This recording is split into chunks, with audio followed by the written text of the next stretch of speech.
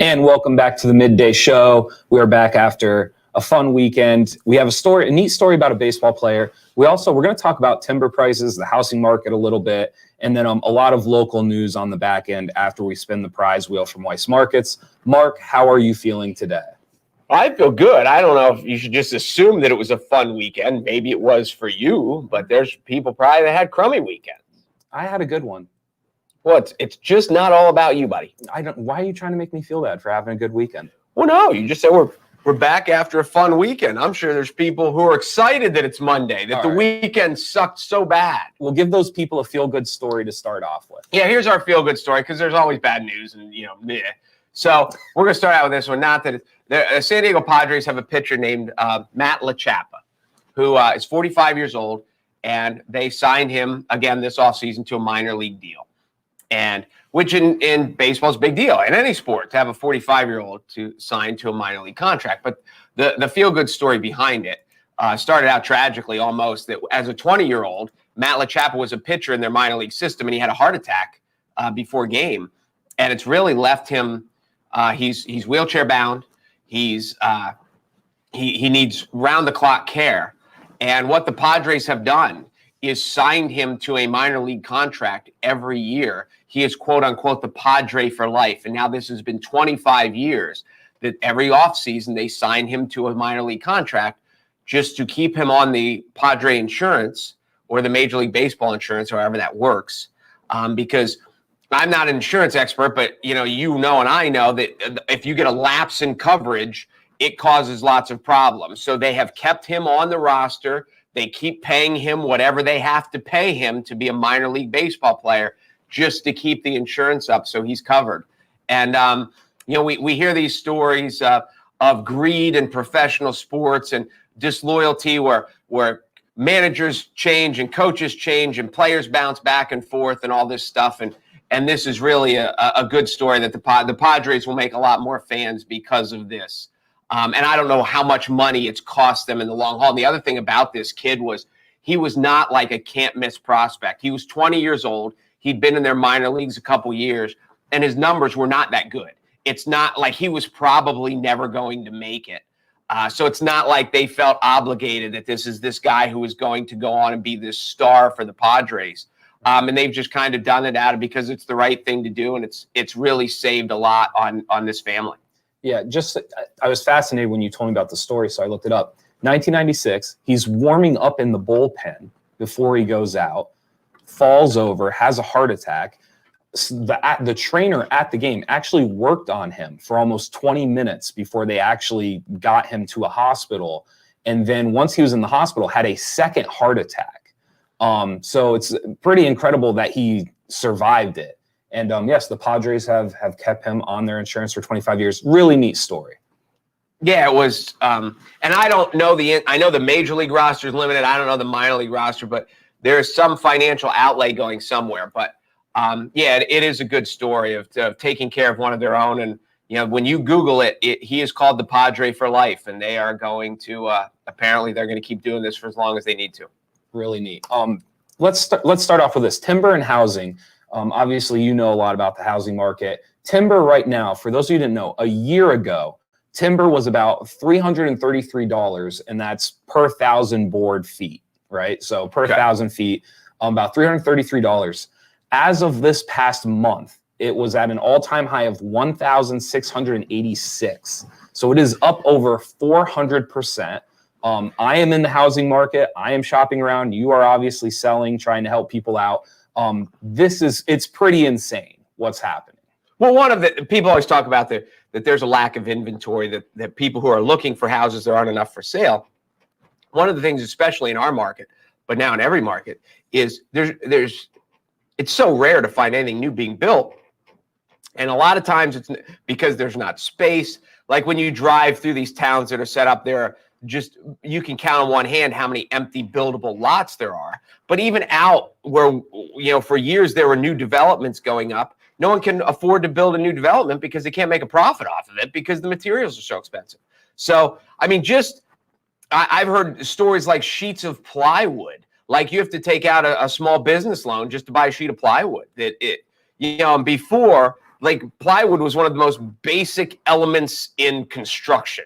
Like we just need a sheet of plywood. And now it's ridiculously expensive. So, and until it changes, I don't, well, I mean, it's not only the housing market, but lots of industries are going to be affected by this. So one of the neat things that I found out about the timber market, it's one of the only industries right now where their drivers are actually kind of staying. Like they actually have like a full fleet of drivers, unlike a lot of other industries.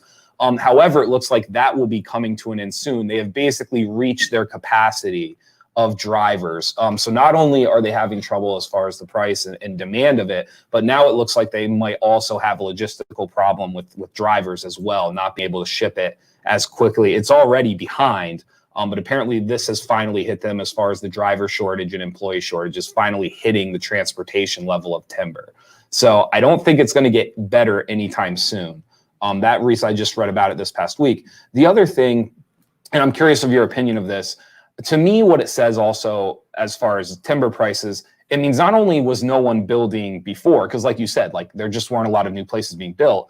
To me, it sounds like there's not going to be a lot of new places built in the next year, 2 years. So it sounds like this is something that is going to linger. No one knows, right? Like no one could have predicted what was going to happen to the housing market this spring. But I think what I'm looking at is it appears as if this isn't something that's going to be short-lived necessarily. No, I don't think so. And yeah, I mean, you still see places that are built. If somebody owns the land already and they have something that's old and dilapidated, to tear it down and to build it again. Or a lot of times off a big chunk of family land, they have somebody owns a farm with 20 acres. They'll chop off a half an acre over here in the corner for Junior, and Junior can buy the land for $1.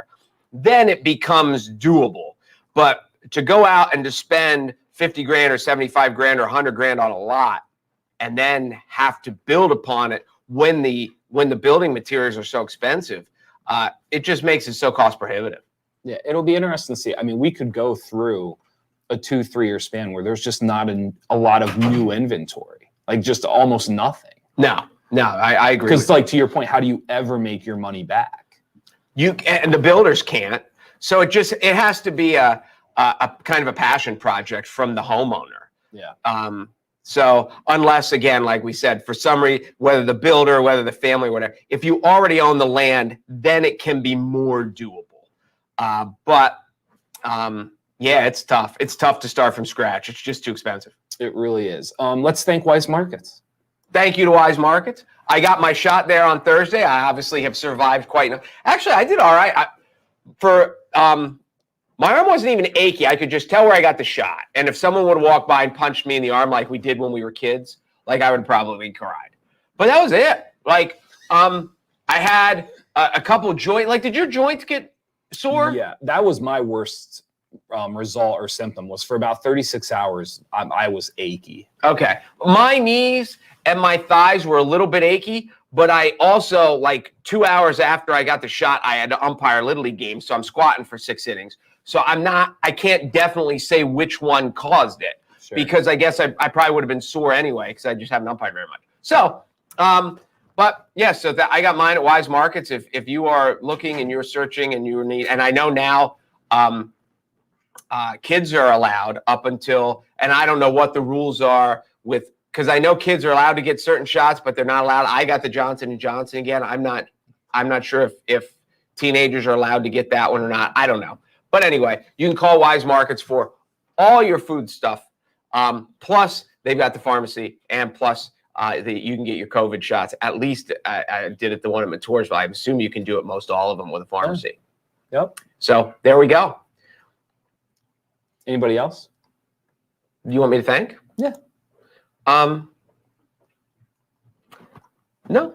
Okay. No, I'm good. All right. I'm good. I should have thought of something witty, and I You're had nothing. fine. Up on the board, we still have Moon and Raven. We still have the break room. Is that what you were looking for? We still have end of run. I was just setting you up to finish off the wheel, but that's all right. I didn't know where you were going with that. I'll pick it up for you. Today's random winner from the Facebook group, The Midday Show, is Michael Lee Robbins. There you go. Michael Lee Robbins. Yes, our other sponsors, the Moon and Raven, the Break Room, Eat and Run Catering. And, of course, we have 3 gift cards from Weis Markets, $25 $50, and the Hyundai, $100. Where's the $100? We'll start right there so you can follow it. So it's right there, $100. Can we see? Should I spin? Here we go. We ready? Michael Lee Robbins. Do you want him to win or do you not want him to win? You let me know what you want me to hit and I'll hit it. I just want everyone to win. All right, here we go. Michael Lee Robbins. There's the spin. I hope one day I don't spin it so hard that it comes off the thing. That's close. Oh. No, but it's not. Nothing. Sorry. It's Monday. It was a long weekend. Actually, it wasn't a long weekend. It was I think you're below 50% now. Yeah, that's like 2 in a row I missed. I never miss. We'll have to get a stat boy or something. Oh, well. Somebody that can tell you. Sorry, Michael. Well, Michael wins a T-shirt as our T-shirts are coming. Hopefully, they're coming this week. Our T-shirts are coming, and then more stuff will be coming, but congratulations to Michael. And all you have to do to get your name thrown in the hopper is to join the Midday Show group. Go to Facebook, join the Midday Show group, and that's all you need to do. Yes. So a story we were just talking about in the office, and we're going to have more on this at NorthcentralPa.com. We actually have Emma Downey's working on some stuff, and our staff's working on a story about it. But on MSNBC, and you could also find it on BuzzFeed, and I believe the Washington Post just released one today as well. There's a story coming out of Bucknell University about an LGBTQ housing situation that was described as horrific. A horrific incident is what the letter said that Bucknell University released.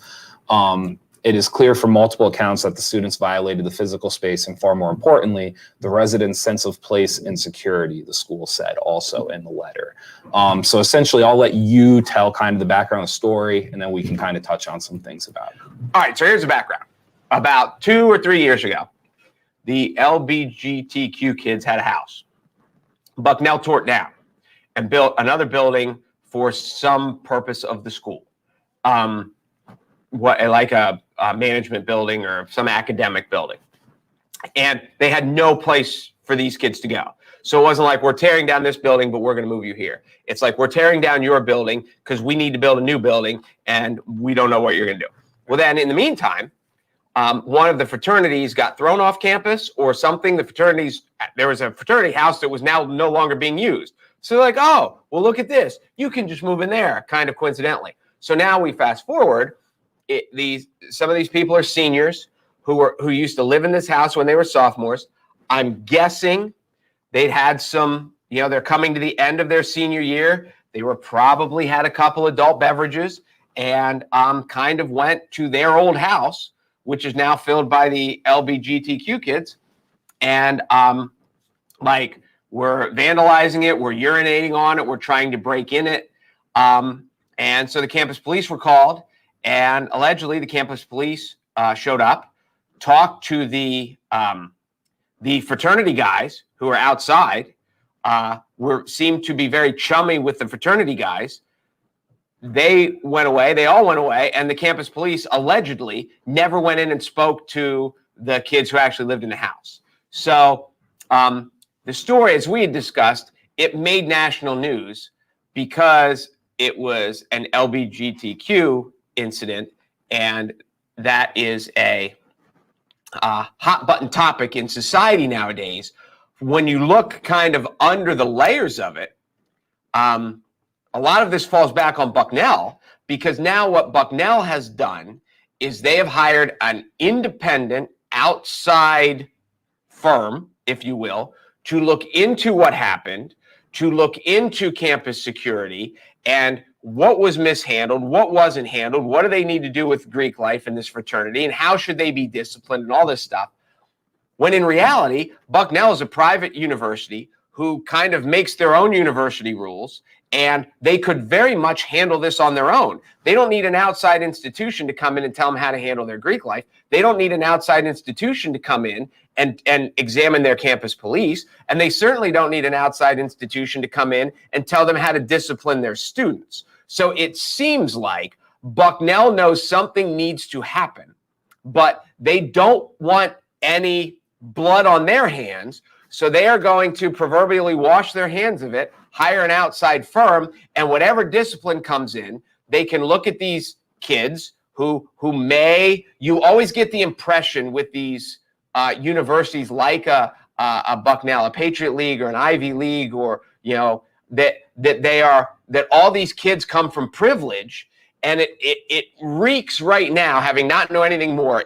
From afar, it just reeks that these are privileged kids, and the university does not want to upset any of the parents of the privileged kids. So they've passed it off to an independent firm and said, hey, we have no more say in this. Whatever they rule is what they rule, when actually Bucknell has all the say in it and just doesn't look like they want to say anything. Back to you. No, that was a really good background of it all. Just to give people so according to the story from the Washington Post, some in the mob urinated on the front porch and swung a metal bar at a flagpole displaying the pride. Oh my goodness. The flag. You did have a good weekend. Have you even recovered from the weekend? I don't want to make light of the story, but listen to this tongue twister. Flagpole displaying the pride flag. Can you say that 10 times fast? Flagpole displaying the pride flag. Flagpole displaying the pride flag. As a writer, I would take out the first flag. I would just say the pole displaying the pride flag. That might help the tongue twister. So they were also from the former fraternity that was based at the house before it was banned by the university, which I think is a keynote to list there. That was actually something that really didn't come up in our conversation earlier. It's not like they left the house to go to a better house. The fraternity that was in there before was banned by the university. When campus officers arrived, they bonded with the men trying to break in rather than help the rattled residents. My thing, and we had gone back and forth about this. If Emma's listening to this, Emma, feel free to come in, because I would love. Emma never listens to anything. She might not be listening to this, but if she is, Emma, please come in. We'll hook you up with a microphone, because we would love to have you on and talk about it. I should have thought of that beforehand. My thing is just, I think there's a lot of wrongdoing here, and I would just like the story to kind of be about the wrongdoing. I think you have a fraternity that acted out. I think you have a fraternity that did things that were disgraceful, things that are unacceptable. I think you have it sounds like a police force that didn't respond the way they should have. And it certainly sounds like you have a university that is trying to necessarily pass the buck. I have never heard of a situation where when you hire an outside firm, you're taking responsibility for the situation or the decision that has to be made.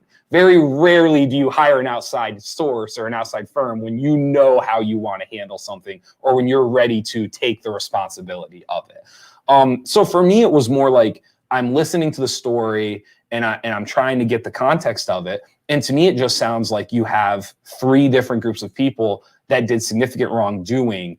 I know why it became a national story, and I get why it matters. But I think the main key here is you have a university that failed, you have a police force that failed, and you have a fraternity and a group of young men who have definitely failed society. Well, yes, and one of the things that you point out that we discussed before we got on, this wasn't just like a fraternity who was like, oh, let's go harass the LBGTQ kids.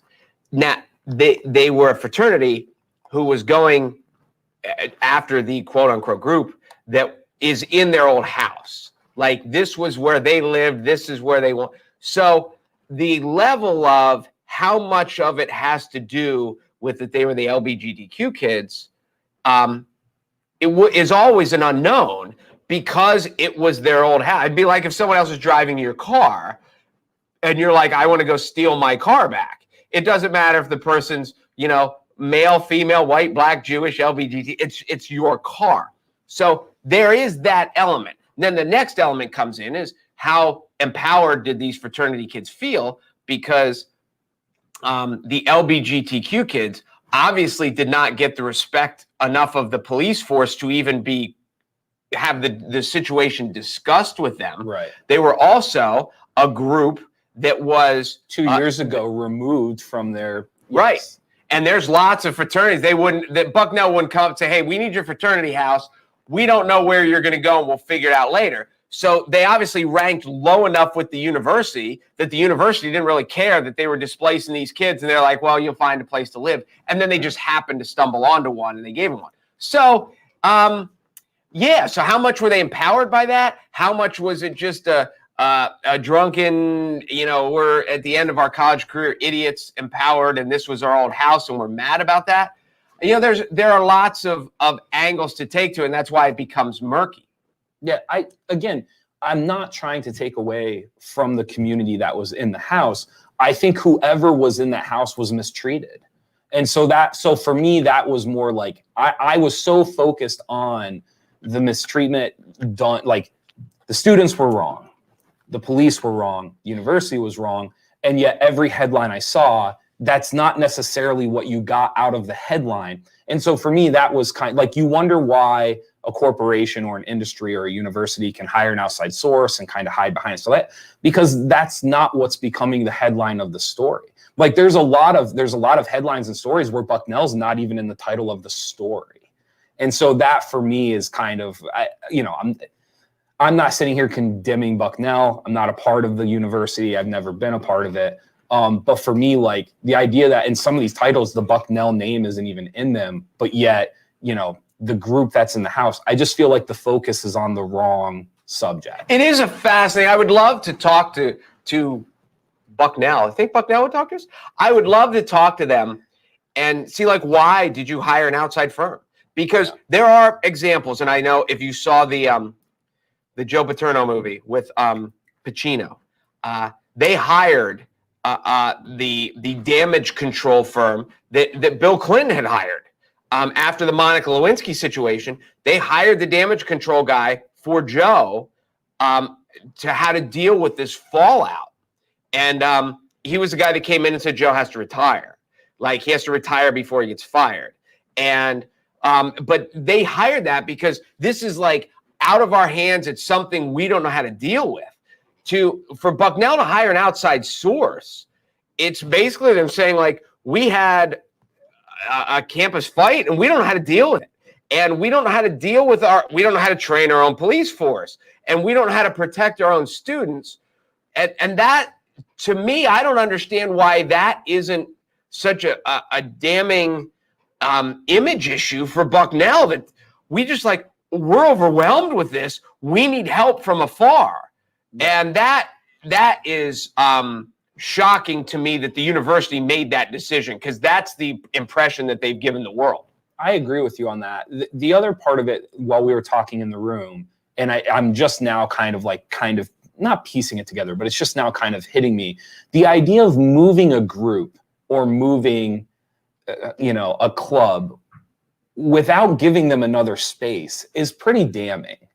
Like, to your point, like, how many fraternities would they have thrown out of their house without making sure they had a plan of where to go next or what? Like, you would never just tell your football team to leave the stadium and not give them another place to play. Right. Like, you would never. So, that part of it is just, like, the more, like, we're sitting here, to me, that's, like, maybe an underlying story as well. I don't know. It just feels like there's a lot of wrongdoing by different parties here. And I feel like they're getting swept under the rug because of the initial group. And I just don't think that should happen. Well, I think one of the questions that we don't know the answer to is in I think it was 18, it might have been 17 and 18, whenever the old LBGTQ house was torn down, how many students did this affect?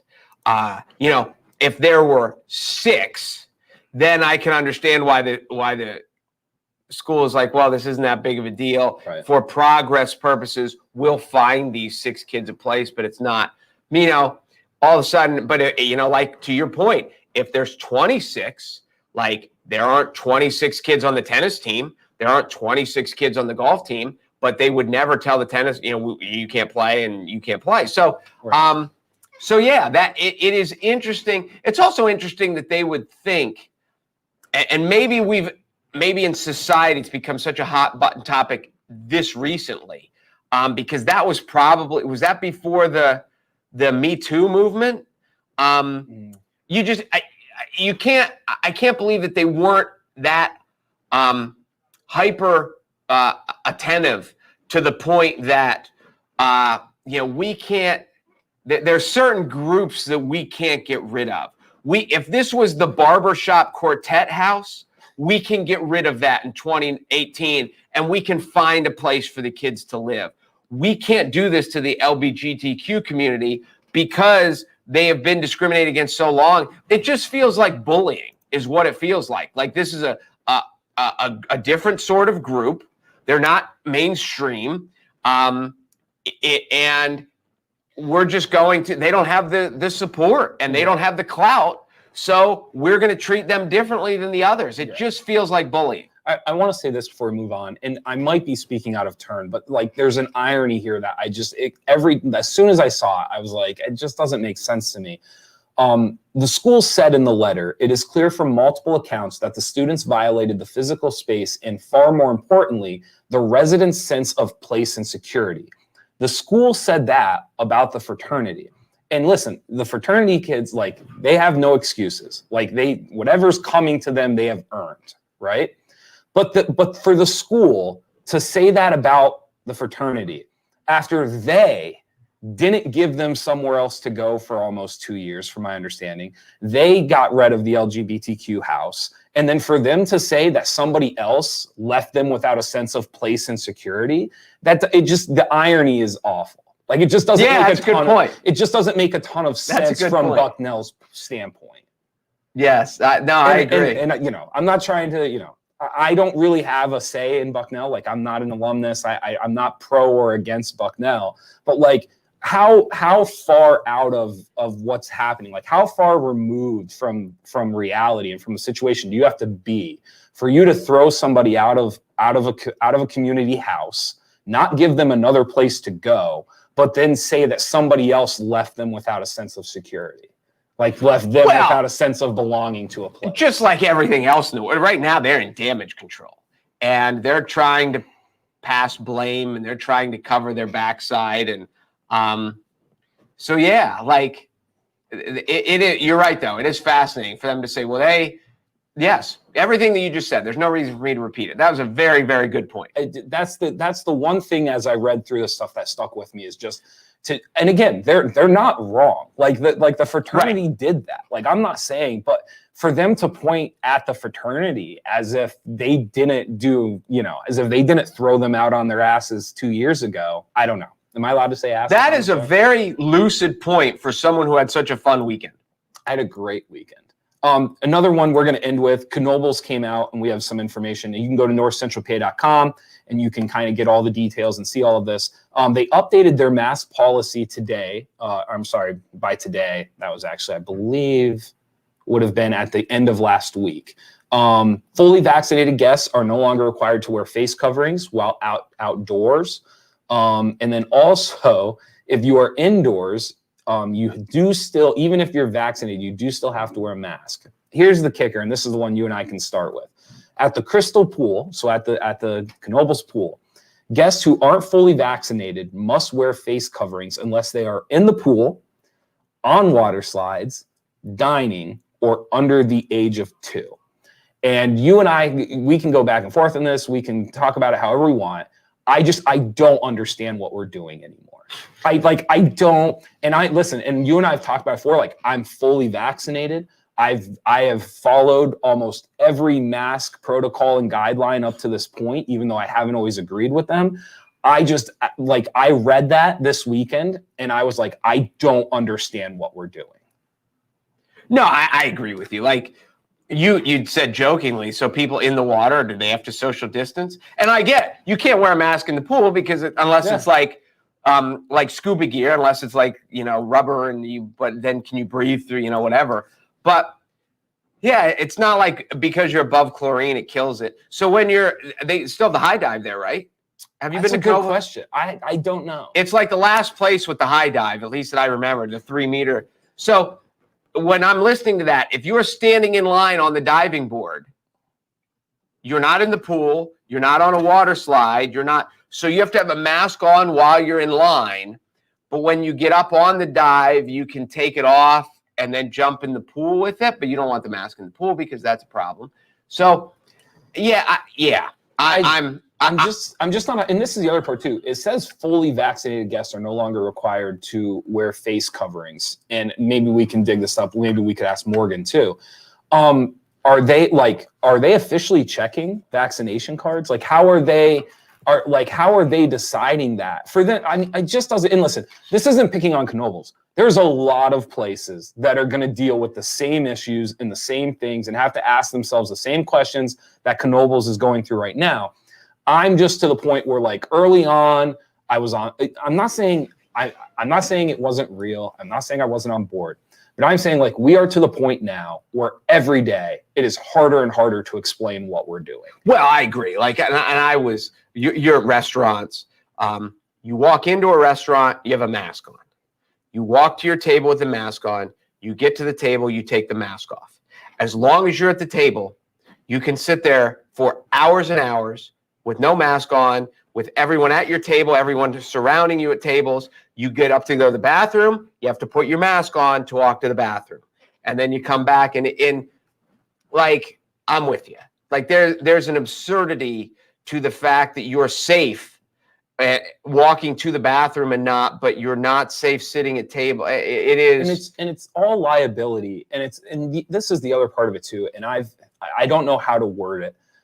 But I think I'm at the point now where I almost have to say it. I just think we're to the point. I don't have an issue being on board and going through it all. Like I said, I've followed almost every protocol up to this point. My issue at hand would be the idea of like, there is a breaking point. There is a tipping point. There is going to be a point in society where the people who wanted to get vaccinated got vaccinated, and the people who didn't want to get vaccinated did not get vaccinated.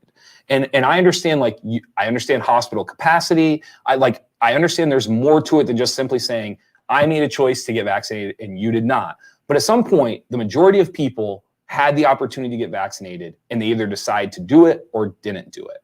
And at that point, to me, that's the breaking point. Like that is the tipping point where if you want to wear a mask, I'm happy for you. I'm proud of you. Like, good for you. If you don't want to wear a mask, I'm happy for you. I'm proud for you. Good for you. But to still be dictating when we're doing it or how we're doing it, because none of the things that are being dictated make sense. None of them. I wouldn't say none of them, but it's becoming more and more. There, like throughout the day, If I just read that Knoebels, if I just read to you the Knoebels part, what is the part that makes sense? Because you're not like, we're either doing it or we're not, and none of it. And again, I'm not picking on Knoebels. A lot of places are going to have to make these choices. I'm just saying though, like, what part of it makes sense? Like, because it's almost like you're like one toe in, or you're kind of towing the line, but none of it's actually doing what you need it to do if we're really doing this. From a common sense standpoint, and I know that doesn't work in the world very much anymore, but so if I'm Knoebels, this is what I say. We obviously can't require masks in pools because it just doesn't logistically work. So enter, just like with everything else, enter the pool at your own COVID risk. I mean, what is wrong with that? Then, and if you're a parent and you're just like, listen, Junior, we're not going to the pool this year at Knoebels. We're going to wait till next year and see where everyone, or hey, we're going to go. But the point you just made there was at your own risk. And all I'm saying is you shouldn't just apply it to the pool.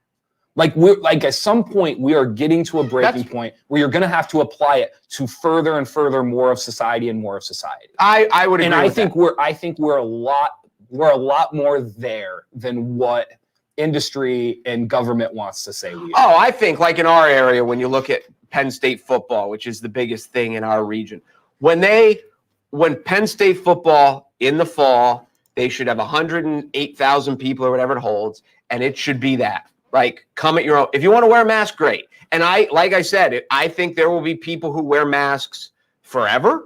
And I think there will be a percentage of people. I would bet if you had 100,000 people at Penn State next fall for football games in September, there would be 5,000 to 10,000 masks. But I agree that if you want to come, come. If you don't want to come, don't come. But this whole we're going to have 30,000 people in the stands and they're all going to wear masks to protect you. You're right. We're to the point of absurdity. There's going to be a tipping point, and it's not an anti-mask thing.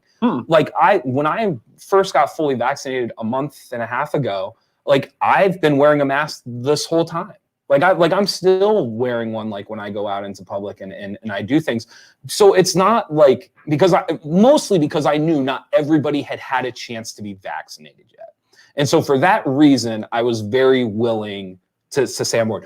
But again, the problem now is like we are getting to the point where the majority of people have had the opportunity and they've either elected to do it or haven't. And that's where it's going to get tough. It's going to be really tricky. Well, what I think we're going to see, one of the long-term effects of this is now that the people are so used to seeing people in masks, how many people it becomes part of their winter activity. If they go to the grocery store or if they go to the Walmart or a sporting event or anything, I mean, you're a basketball coach. Basketball, wrestling, they are the cold and flu season. Yeah. And as a coach, you deal with it much more than the football, soccer coaches and much more than the baseball, track coaches. Winter sports deal with cold and flu, and it goes through your kids, it goes through the team.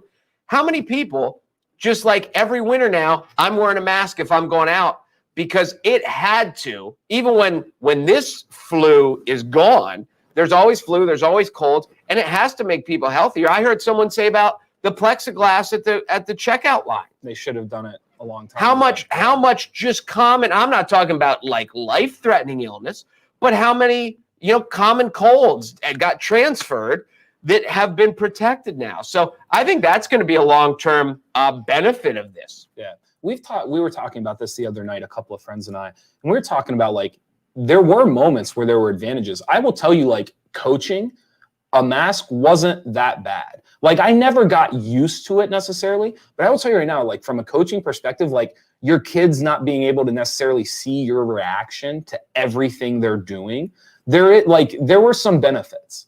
And also too, even just like discussions, like being able to kind of be quieter, like being able, like from a coaching perspective, it wasn't the worst thing in the world. Because when you mumbled under your breath at the official, they couldn't tell you were mumbling. No, from that perspective, it wasn't that bad. The other perspective also too was like, if you wanted to laugh at something, this is awful. But if you wanted to laugh at something, you just did it. Like you didn't have to worry about holding up this like fake persona anymore. The worst part for me was when you did say something joking or sarcastic that people couldn't tell you were smiling unless your eyes gave it away. But like because I'm somewhat sarcastic, and there are lots of times that I would look at people and they couldn't read it because they couldn't see my smile. So that made it harder. And also that people are so less recognizable if you don't see them when half their face is covered. And you're walking down the street and someone says, hey, and you're like, hey, and then you realize you have no idea who they are and you're wondering, because it happens to all of us anyway. Right. But you're wondering, would I have known that person if they didn't have a mask on? We can end with this one to be lighthearted because it goes along with the mask and COVID and everything else. Did you shower more or less during COVID? Huh. That's a good question. I would think probably the same. Okay, I'm blanking on the source, so I apologize. But there was a study done, and people showered way less during COVID than beforehand. And that had never, like, I think I showered about the same. Because they didn't leave the house. They didn't leave the house. I think people kind of, like, put on the COVID-15. Like, I think they just showered less because they weren't moving as much. They weren't out as much. There wasn't as much to impress. Like, it just, makeup sales had to go down.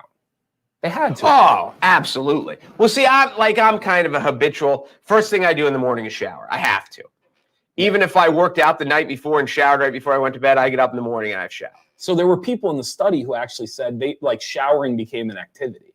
Like for the first time in their lives, they would shower twice a day because it gave them something to do. Something to do. Yeah. I'm gonna. And I worked out a lot, like on the exercise bike and stuff like that, and I had access to a gym.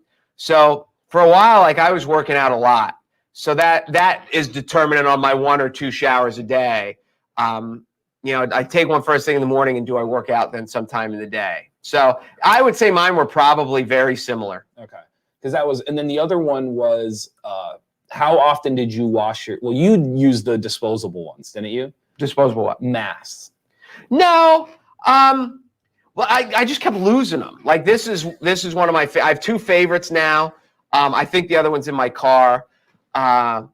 So I told you remember the day I found it in a pocket and I was so jacked? Yeah. Because I was like I couldn't find. Then I found it once. It slid down by the console in the car. Because that was the other big one was how often did you wash it? Not often enough. That was the majority of people I don't think wash their masks often enough, and I'm guilty of that as well. But also too, what happened is like you got into a rotation. Like now I have like 5 of them. So I just never wear the same one. Like it's constantly being rotated. Oh no, I have 2. And I just keep it's every couple days and then I wash it and it's, but whatever. Okay. Because that was the other big one. Like how often do you wash it? So. It's funny too that it became like I used to leave the house and I'd be like keys, wallet, phone. Yes. And then it became keys, wallet, phone, mask. Yeah. Well, I think it was just last week or something. We went somewhere and we got like halfway there and I was like, I don't have a mask. And then it like floods over you like, oh, I can't go in there. I can't go in here. I can't go there. So it is like, to your point, like the whole like wallet, keys, phone, mask is very, very real. Yep. Very, very real. All right. Anything else? No, okay. I got nothing. Good well, isn't today tax day? Today is tax day. So pay your taxes or don't. Yes. What do I care? Like they're going to come after. They have to be dated today. So. Oh, so you can do it in like July and just throw May 17th on it? If somehow you can convince them that the post office didn't get it there until that time. But yeah. Oh. Has to be dated today. There you go. Not that you shouldn't do it today. I'm just saying it just has to be dated. So. Oh, well. All right. There you go. Thank you guys for watching. This was the Midday Show brought to you by Weis Markets. Be sure to go there for all your grocery needs. And thank you to NorthcentralPa.com. Again, go there for all your local news. We'll have more on the Bucknell story. We have another one coming out that has a little more local flavor to it, a little more background, a little bit more history to it. So be sure to check that out. There you go. All right. I'm Jeff Everett. He's Mark Messina. Thanks for watching the Midday Show at NorthcentralPA.com. See you tomorrow.